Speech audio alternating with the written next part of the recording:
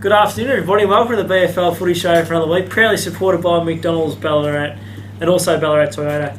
Nunny, welcome aboard, mate. Your first show in a couple of years, mate. How are the nerves? Yeah, I've been given the late call-up, so thanks for having me, Brage, and thanks, Shorty, for stepping aside. Big shoes to fill.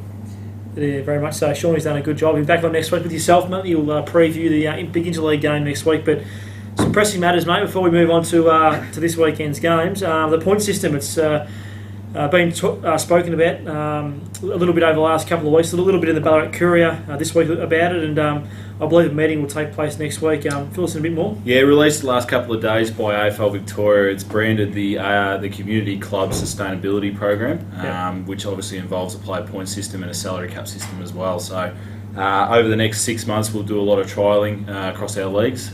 So pretty exciting.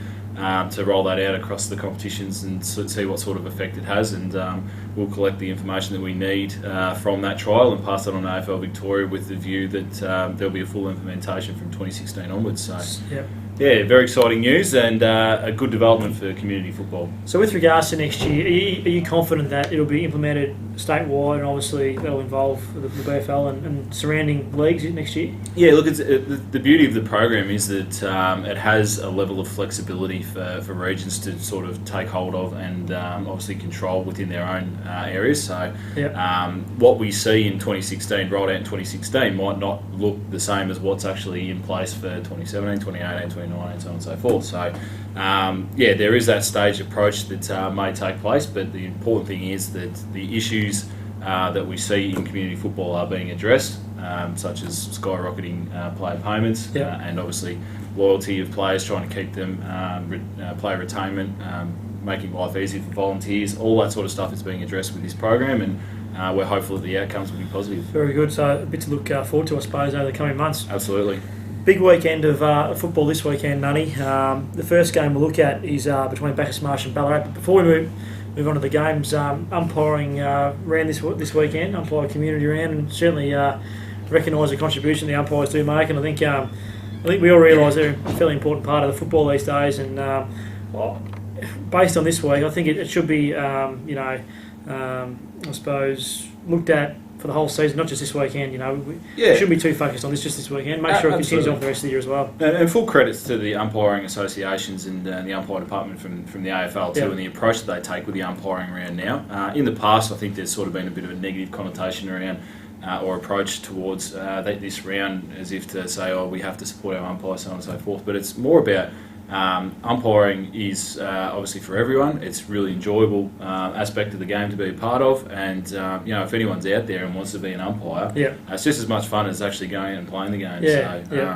It's about promoting that discipline and obviously putting it out there and supporting our umpires. I know that quite a few people have actually taken on umpiring in the last 18 months or so.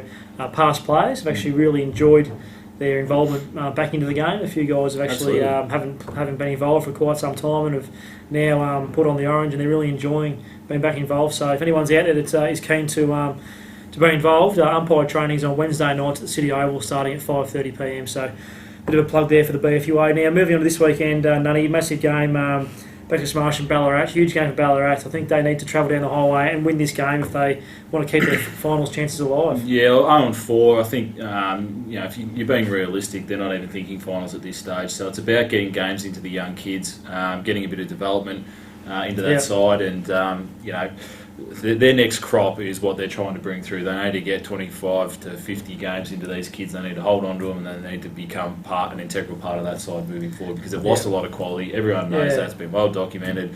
But at the end of the day, they've got to go back to the drawing board and work on what works for them. It must be tough for Ash Baker. Look, we turned the clock back 8 months ago. He's leading into a final series, and they're obviously playing a grand final. All of a sudden, they're zipping 4, and things have changed so much in the space of a short period of time. So from his point of view, they've just got to keep plugging away, playing the kids, and trying to develop some of those younger players. Yeah, look, it is disappointing from a Ballarat perspective, but look, at the end of the day, they're not the first club to go through this problem, and I'm sure that they'll face it similar to every other club in the comp, and press forward and look ahead, because that's all they can do. There's no point looking back. Players that they used to have gone, they're no longer with them anymore, so they've got to look ahead and work on their kids. No doubt match of the round is between Lake Wendouree and Redan, both sides in really good form. Redan have been Probably somewhat of a little bit of a surprise for me so far this year. I knew they'd be. They're always competitive, but at the moment they're the side to beat. And I think massive game against Lake Wendouree. A good test for Lake Wendouree, really, isn't it? It is. We don't really know too much about Lake Wendouree at this stage. Obviously, we had high hopes for them at the start of the season. They jumped out of the blocks, obviously in round one. Had a bit of a stumbling block against Sunbury, I think, in round two, and then obviously got up and going again the last couple of weeks against Sebastopol and Melton. So if you look at the positioning on the ladder again, who they've played, who they've beaten so far, we don't know a great deal about them to this point. This is their first really, really big test. So yeah, it'll be interesting to see how they go against a Redan side who deservedly, have probably shot to premiership favourites at the moment. Sebastopol take on East Point at the Marty Bush Reserve on Saturday. Sebas having a week off. East Point's form's been pretty good. You think they'd win this game quite comfortably?